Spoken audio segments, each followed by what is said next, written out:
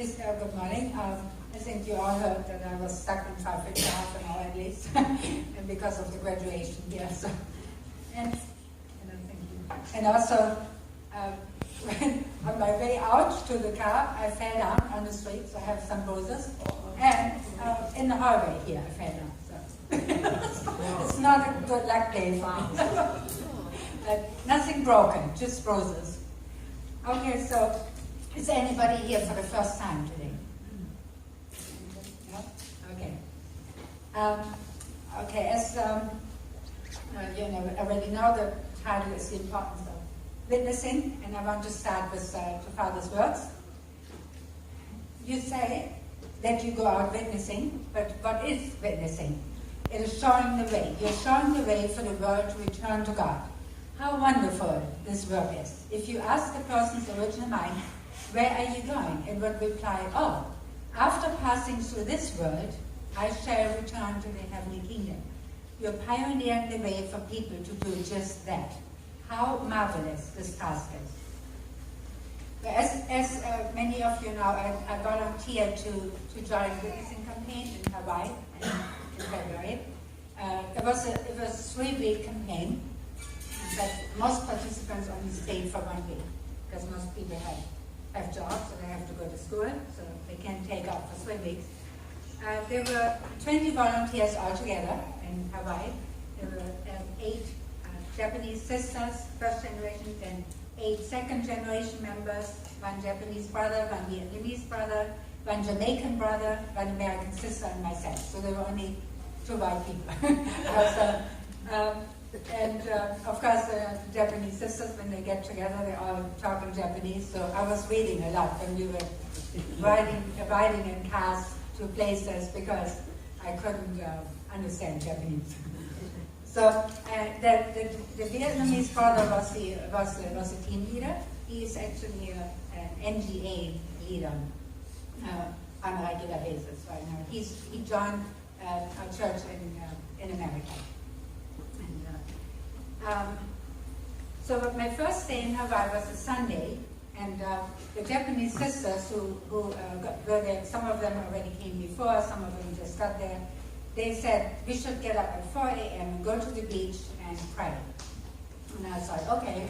I was kind of shocked, but then they said, you don't have to go, but because they all went, and just the Japanese sisters and 1 American sister, but not the second gen, they didn't go.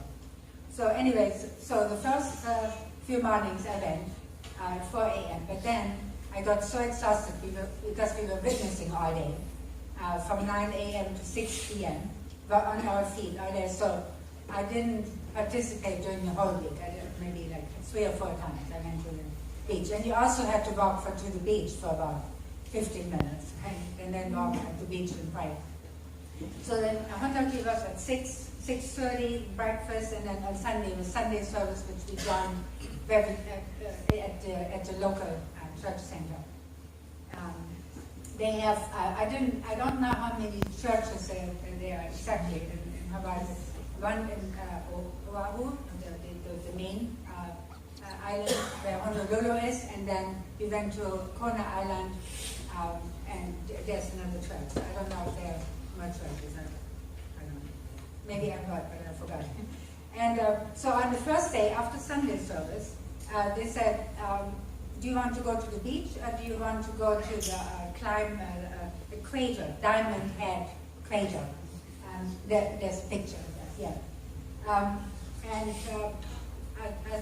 said I want to climb the crater, but it was really exhausting. And you can see in the picture, I was totally exhausted.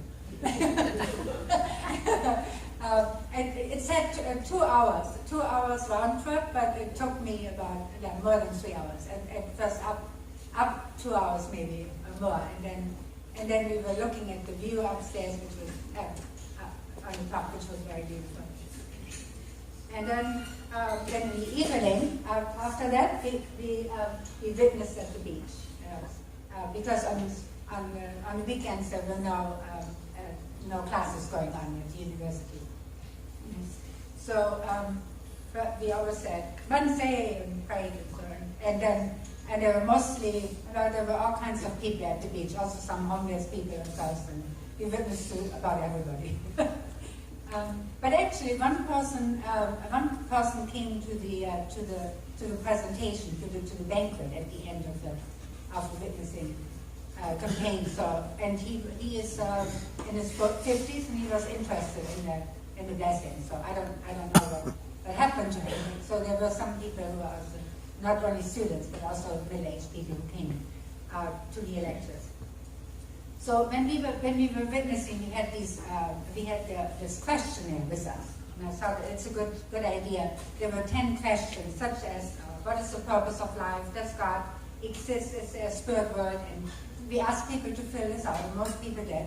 And then they, and then of course we asked them to come to a lecture, and most people didn't, but we had over 100 people who came to lectures. Then from Monday to Friday, that's the next slide, this shows our group. The photographer, Japanese brother, asked us to hold a flower. And, so he took so many pictures. It was difficult to decide which picture, but this shows the whole group. And there were lots of pictures, of course, where we were witnessing one, but he took more pictures of the second gen. Most pictures of the second gen witnessing. So I don't know. I don't think there's any picture with me witnessing, but I was witnessing. Yeah. They really wanted a second gen more than first, but it was like about one third I think was second gen. So that was pretty good. So at the university, I was really, first of all, there are 58,000 students. So you always meet new faces. And you can witness all day, and you always meet new people. And the good thing in Hawaii is the people are so laid back. You can be on the campus all day for 3 weeks, and nobody tells you to leave. And there was one man, I don't know if he was Japanese or Korean, a Christian, and he was waving the Bible for 1 hour and walking back and forth and screaming at the top of his lungs about salvation and believing in Jesus. And nobody told him to be quiet. Some people smiled, some people shook their heads, some people took his pamphlet.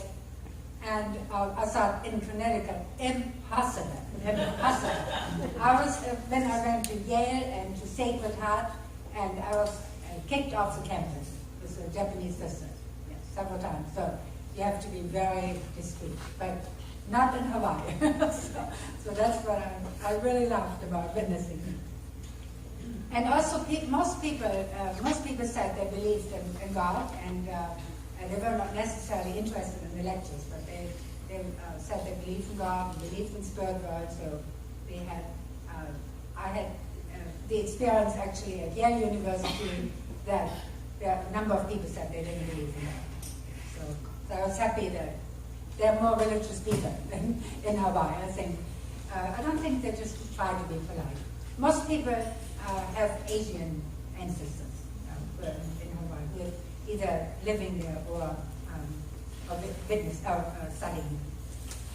So, and one day before our departure from Hawaii, we could choose if we could go to Pearl Harbor or to Kona Island, and I picked Kona Island. That's the next slide. So this is at Tupiani. So we were first we went to the first house where Tupiani lived, and it was a small house. And I heard that in 1991, the father prayed in that house before he traveled to North Korea and to visit Kim Il-sung. And he said to Hyojunen, in case something happens to Mother and myself, please take over the leadership of the church. So I never heard that before. So he prayed not in this house, but in another house. So we went to that house first, and then we went to this house. And there are pictures everywhere, paintings of this American artist whom Father really likes. He draws really beautiful pictures, and he drew pictures of the Father on the boat, really looked like the Father. So that in every room, these pictures, several pictures.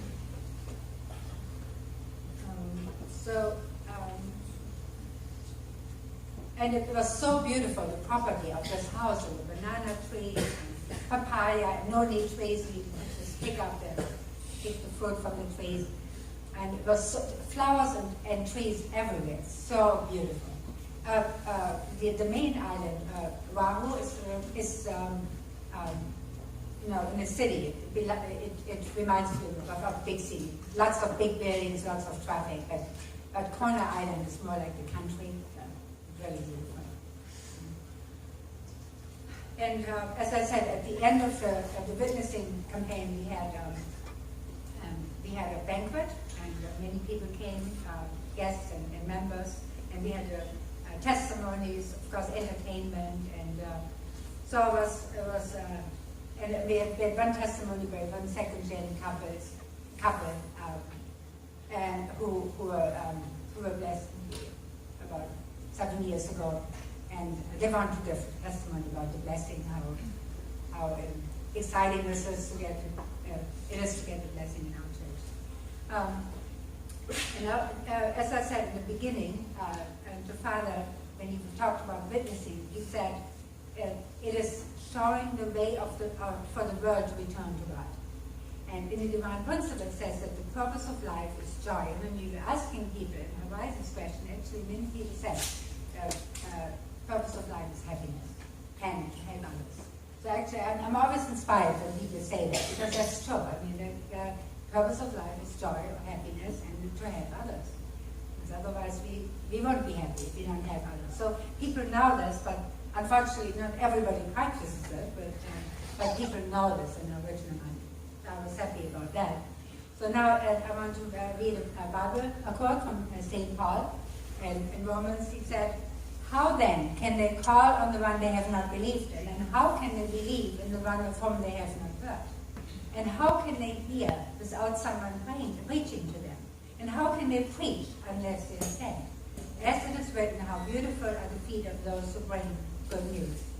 So, and I always say think about this Bible verse and other Bible verses about witnessing, that if even though people heard about church and heard about known many people, but they don't know the truth. So actually, that means they don't really. They have heard about our church maybe, but they don't know the truth. So then actually they don't know. So we have to witness them. We can't just assume that everybody can just come by themselves because they heard of the Unification Church and government. And there was an interesting survey which was given to people who were attending a training session for Billy Graham crusade in Detroit. And there was one question asked about witnessing. What is your greatest hindrance to witnessing? And 9% said that they were too busy. And 28% felt the lack of real information to share, didn't know what to talk about. Then nobody said they didn't care. 12% said their own lives were not such great examples, so they were not brave enough to witness. And then 51% said they were scared of witnessing. So more than half actually scared. Not that they didn't want to, but they were scared. So that's probably also very true in our church. Because there's a fear of rejection, embarrassment, to be labeled as a fanatic, thought of differently or not liked anymore. But actually, according to my experience, of course everybody could witness more. I try to witness to a few people every week, but it's a challenge when you're busy, and then you always have to think, is it worth it if I don't have enough time to take care of that person? That's always the problem. Because I was working, witnessing full time for so many years and taking care of people, and then to know that you can just witness in passing and not really have enough time to take care of these people. That's a challenge. But anyway, I think it's better to witness and not have so much time and not to witness at all. And also when we witness to people, they don't, according to my experience, either they like you more than before or the same. I didn't meet one person in all these years in my church, and also in America, who they didn't like me anymore after I witnessed to them. You know, they don't, so you can't lose anything, actually. You can't lose anything. They might not be interested, but they're still nice to you. So it's not that they become a friend. Reverend Jerry Shirley, a Baptist minister in Texas, said a witness is no braver than anybody else. Just brave for about 10 seconds longer, because you have to go up to the person and talk. And then once you do it, it feels so good. And last night I was working at a retirement home and worked full time, and I met one man from Africa. I've seen him many times, and he said, "Oh, I want to talk to you." And I went to the room of the patient he's taken care of, and I told him tomorrow, meaning tonight, I'm going to give him Father's autobiography. He doesn't have a family. He feels very lonely. So I hope he wants to listen to lectures, because he said he feels very lonely and he doesn't have any friends. So even if he doesn't know what my purpose is in making friends with him, but we will see. So this is the beginning for this project. But anyway, so as you know, we should pray every day. We should study God's word, and also.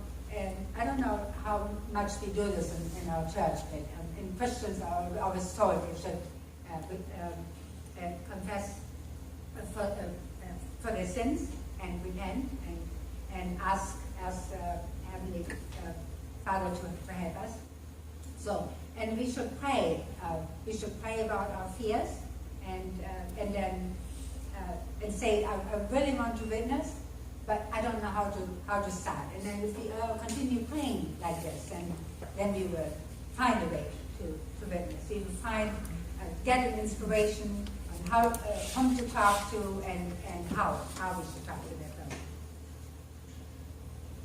And then there's another Bible verse, Matthew 28:19-20. Jesus said, "Therefore, go and make disciples of all nations, baptizing them in the name of the Father and the Son and of the Holy Spirit, and teaching them to obey everything I have commanded you. And surely I'm with you always, to the very end of the age." And this Reverend Shirley said, you have to claim that promise. That Jesus said this, and the parents are saying that they're always with us when we witness. And I felt this so many times. The more you're on the front line, the more you feel power from God and Spirit and Jesus and the parents. And you might have heard that we should try to reach out to the people we know in our circle. Reverend Shelley said, called it FRAN, F-R-A-N, friends, relatives, associates, and neighbors. We should try to witness first, and then, of course, we always meet new people every day. We go out to places. So even when we have a job, a full-time job, our main purpose should be witnessing, even if, whatever we do. But there are always some people who might be interested. So we have to make an effort to talk to these people. Now I want to, let's see, I just want to conclude about Hawaii and then talk about Thailand, because I just came back from Thailand. So during this three-week campaign, our members witnessed to thousands of people in Hawaii. We got more than 400 email addresses, and about 150 people listened to BP lectures. So it is difficult to know the concrete result of our efforts, but our team leader said he has hope for about 12 people out of these people. And Dr. Ki Hoon Kim visited us a few times, Bishop Kim, and he thought he said the purpose of witnessing, of these witnessing campaigns is to sow the seeds for the future, because it's not, street witnessing actually is not the most effective method anymore, but it's more a condition to sow the seeds. And I have to say in Thailand, and also I heard about Oakland, we had to witness about 1,000 people on the street to gain one full-time member. But even when I just came back from Thailand, they said street witnessing is not effective anymore. It's not. It was until about 20 years ago. So I think in America also we have to find different methods. Street witnessing we can still do it, but it's not the most effective method anymore. And I remember the father said, when you witness on the street, you meet people and they disappear. But when you go from house to house, do home church or tribal messiahship, people can't escape unless they move to another place. But you know their address. You can go there over and over. You know where you live. So when I went to Thailand on the 28th of April in 1975, so 40 years ago, and I wanted to go now to celebrate the 40-year anniversary, but actually they did not have a celebration at all. But maybe they have it in another 10 years, I don't know. Because in Australia they just started 50-year anniversary of our church, so who knows. So I said that I think you should celebrate 40 years. She said maybe next time, maybe in 10 years. So when we started, of course, in 75, there were no members. I was the first one. Then the American brother came, Jack Hart, and it took us about a year to find the first member. Then first few members joined left. Dr. Leck, who is in the church, who is the first person in our church throughout the world who accomplished the tribal messiahship. He is the first member who remained in the church, and he was a medical student when he met the church. He did not listen to lectures. He took the Divine Principle book home in English, he read it, and he joined. I never heard of anybody else in this church who joined like this. When I read the Divine Principle by myself at home, I did not understand anything, nothing. Just I had to listen to lectures. I don't know why, but most people, even very smart people, have to listen to lectures. But Dr. Leck, he read the book and he said, I have to join to become medical. and so so I just want to talk about the tribal messiahship. There are some sites. This is one of the blessings I attended. There were 50 couples. And a small province is called Saraburi. It's about 3 hours from Bangkok. By the way, I talked to different members who are active with tribal messiahship, and they said in Bangkok it's not working. In a big city, it's not working. You have to go to the small provinces, and then they have district leaders in these small provinces, and you talk to the district leaders, and if that person is interested, then he witnesses to the other people who are in his district. So that's the way to do it. And I'm sure in Korea they're doing this like this too, because otherwise you have to witness to every single person separately. So then, and there's some more slides. This is the prayer, and then Dr. Leck is in the front. He always officiates, or most of the time, he officiates at the blessings. They have blessings going on. Actually, after I left, they had another blessing, and it was on Facebook. So I saw the pictures. Yeah, the next. Here you see Patrick and myself in the front. One says that Patrick did not lift his hands he was very high, he was embarrassed. I was wearing a Thai skirt. They wear these skirts at celebrations in Thailand. And then the next one, this is Dr. Leck with his wife.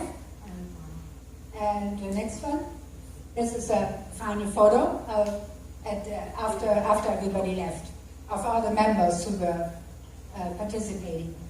So I just want to say Dr. Leck's situation was very unique when he did the tribal messiahship, because he has a center of 60 students, 60 university students, and he got the idea to send all the students to their hometowns and to witness to their relatives and neighbors. And then he got more than 600 couples, and found more than 600 couples who wanted to receive the blessing. And then he brought over 100 people to Changjiang, and they liked it actually. They liked it. So you would think people who don't understand so much, they would be shocked to go to Changjiang, but no, they were excited. Also in Thailand, they have this tradition to bow, to the floor, like in front of the Buddha statue. So it's not really weird for them, the bowing, like for Western people. And they take off their shoes when they go into somebody's house automatically. So it's like in all of Asia, it's like this tradition of bowing and taking off your shoes and respecting elders. And also in Thailand, they have the king and queen whom they love so much. And the king is now in his 80s, so he's not going to live very much longer. And the prince, the son, is not such a nice person. So then Thai people are really scared. So that when the king dies, and the thing I've always felt, and Jack and I, when we were working in Thailand, that the love for the king and queen was a preparation for the Thai people to accept two parents. And so it's and then the king and queen made some mistakes. They were so forgiving, so forgiving. So in Western countries, it's a little bit more different. In England, there's a lot of criticism, of the royal family, as you probably know, when you read the magazines. But in Thailand, they're so forgiving, and that's really the key for the success in Thailand. And then one member I talked to, Vanchai is his name, he's also one of the first members. He told me, because Dr. Lek had this church center, so he sent out his members.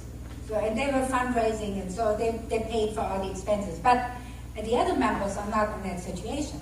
So they have to work together as a team to do the tribal messiahship. So they have to go out at a few people always at the time, and they have to help each other financially, because it costs money to do these blessing ceremonies, to buy these scarves and flowers and all these, the grape juice or holy wine and all these things.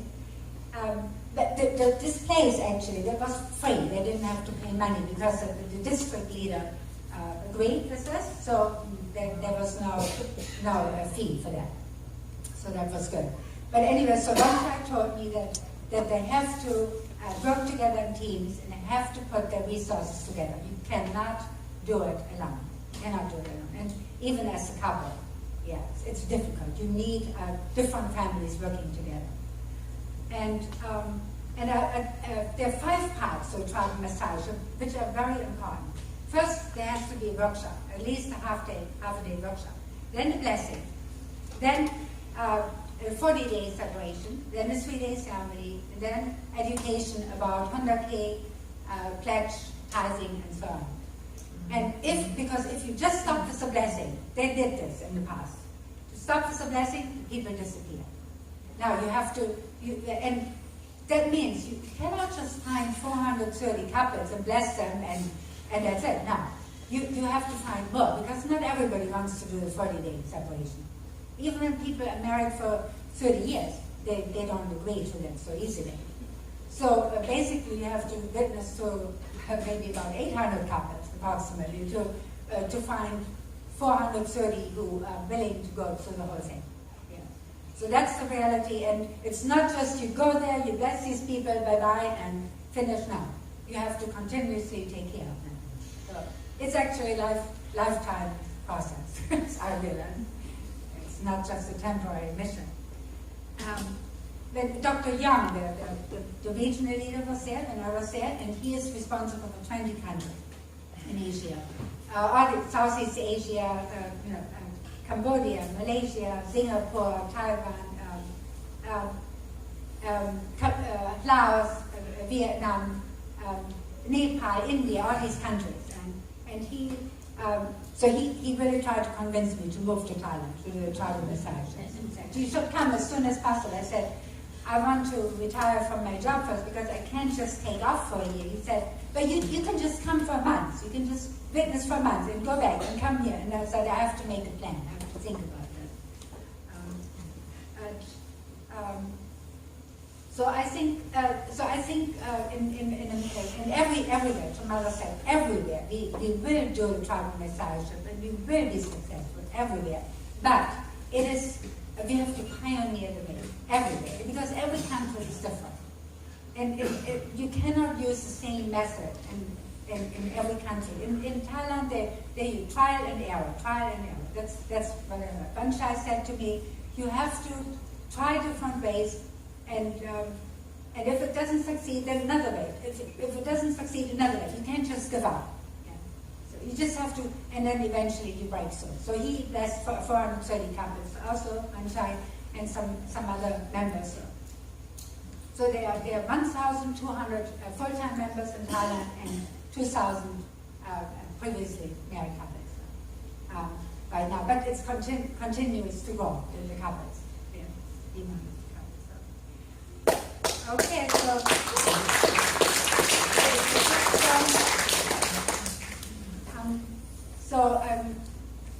as a conclusion, okay, there's one more phrase from Trafalgar. He said, religion until now has been focused on individual salvation. However, that kind of religion is bound to decline. It will come to an end. Even if it has become a worldwide religion, it will have to be resurrected once again. It must do so at all costs. Religious believers maintain their faith in order to save their individual lives. But for what purpose? They assert that they will be saved and go to the kingdom of heaven, but they should not have such a purpose. Even if you go to the kingdom of heaven, what are you going to do there all by yourself? You should be living a life of faith that aims to bring all humankind with you into the kingdom. If you live that way, you cannot help but witness to others, even if you're told not to witness. You cannot help but practice goodness, even if you're told not to. I want to say a prayer. Heavenly Father, thank you so much for everything you've given to us. Thank you for all the experiences we could have. And with our parents and with our brothers and sisters and traveling to so many countries and seeing so many places. Heavenly Parent, we realized in the Unification Church that all people have the same desire for happiness all over the world, no matter where we go. Even though people speak different languages, have different traditions, have different religions, but everybody wants the same. People want to be happy, and they want others to be happy, because you can never be happy unless other people. Everybody knows you. Everybody lives a life of faith. Everybody treats each other as brothers and sisters. Thank you so much for your guidance every day.